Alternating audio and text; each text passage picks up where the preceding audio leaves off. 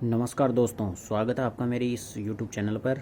जी हाँ दोस्तों, आज इस वीडियो के अंतर्गत हम बात करने वाले हैं राजस्थान जीके के रिगार्डिंग। जी हाँ दोस्तों, राजस्थान जीके में जो राजस्थान हिस्ट्री है, जो आरपीएससी और आरएसएसबी बोर्ड में पूछी जाती है, उसी के रिगार्डिंग अपन बात करने वाले हैं। उसी में सबसे इम्पोर्टेंट जो हमारा, ये मान लो कि हर बार एग्जाम में एक क्वेश्चन तो पक्का आता ही है, वो है हमारी राजस्थान की सभ्यताएं।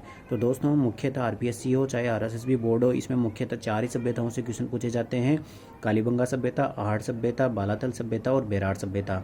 जिसमें भी सबसे इम्पोर्टेंट जो है कालीबंगा सभ्यता है, जिसमें सबसे ज़्यादा यानी कि लगभग 70% चांस हो रहता है कि इसी सभ्यता से क्वेश्चन बन जाता है।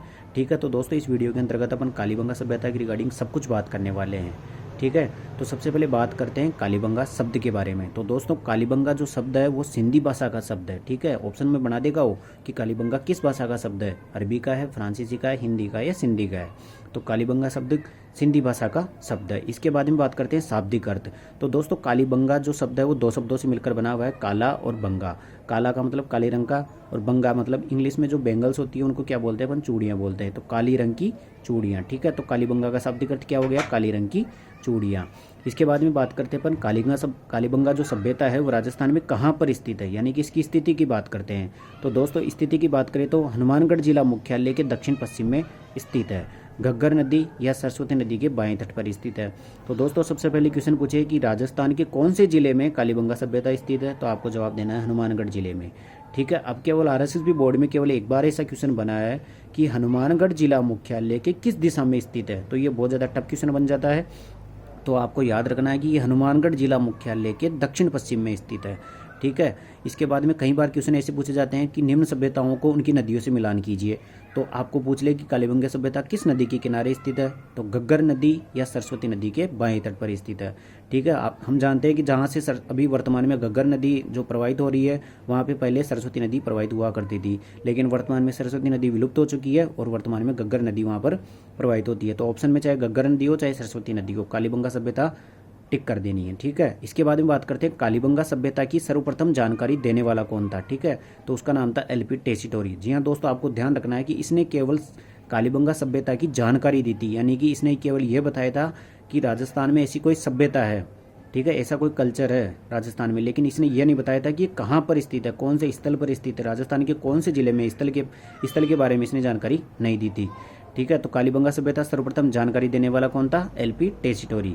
इसके बाद में एलपी टेसीटोरी ने कालीबंगा की पहचान प्रागैतिहासिक स्थल के रूप में की थी। चूंकि हम जानते हैं कि राजस्थान का इतिहास वो 3 भागों में बांटा गया है, प्राचीन इतिहास, मध्य इतिहास और आधुनिक इतिहास। तो एलपी टेसीटोरी ने इस कालीबंगा सभ्यता का जो कालक्रम बताया था, यानी कि समय बताया था भाई किस समय की है, तो इसने प्रागैतिहासिक स्थल बताया था। ठीक है भाई, ये प्रागैतिहासिक काल का स्थल था। ठीक है, इसके बाद में कालीबंगा स्थल की पुष्टि ओरेल स्टेन ने की थी। जी हाँ दोस्तों, अगर बात करें कि कालीबंगा स्थल की जो पुष्टि है, यानी कि ये हनुमानगढ़ जिला मुख्यालय के दक्षिण पश्चिम में स्थित है, ये बात किसने बताई थी, ओरेल स्टेन ने। ठीक है, तो कालीबंगा सभ्यता की जानकारी देने वाला एलपी टेसीटोरी और स्थल की पुष्टि करने वाला ओरेल स्टेन।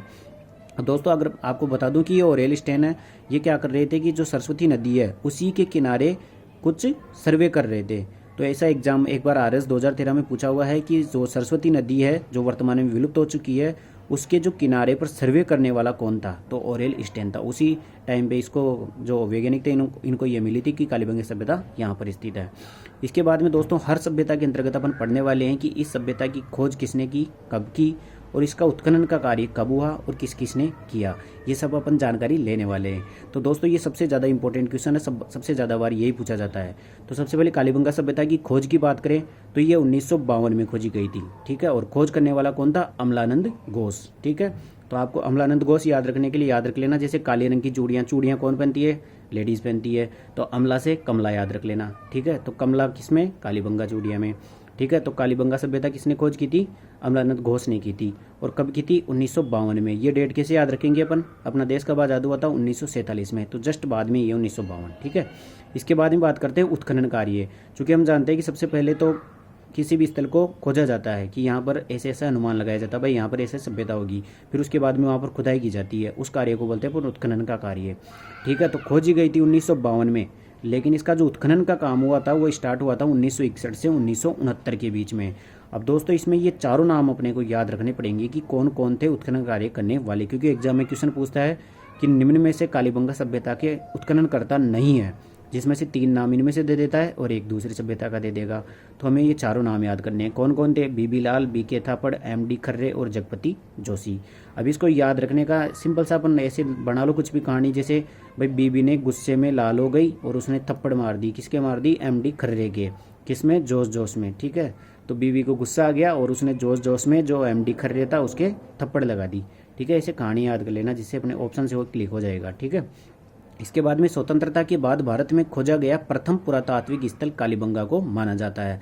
जी हाँ दोस्तों, अगर अपन बात करें देश की आज़ादी के टाइम की, तो जैसे हमारा देश आज़ाद हुआ था 1947 में, उसके बाद में पूरे भारत में ये प्रथम स्थान था पुरातात्विक स्थल के रूप में। ठीक है, तो पूरे भारत में जो देश की आज़ादी के बाद में कालीबंगा से पहले कोई सा भी स्थल ऐसा खोजा नहीं गया था। ठीक है, स्वतंत्रता के बाद में, पहले की बात नहीं कर रहा, उसके बाद की।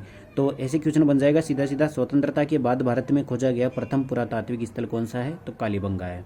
ठीक है, इसके बाद में एक इतिहासकार है दशरथ शर्मा जी, वो क्या कहते हैं कि कालीबंगा को सिंधु सभ्यता की तीसरी राजधानी बताया है। चूंकि हम जानते हैं कि जब अपन इंडियन हिस्ट्री पढ़ते हैं तो उसमें सिंधु सभ्यता थी, उसकी 2 राजधानी तो अपने को पहले पता है भाई, एक तो हड़प्पा है और एक मोहनजोदड़ो है। तो उसी के समान बताया है, यानी कि दशरथ शर्मा ने बताया है कि कालीबंगा सभ्यता है वो भी सिंधु सभ्यता के समान ही है। इस कारण से सिंधु सभ्यता की तीसरी राजधानी बताया है।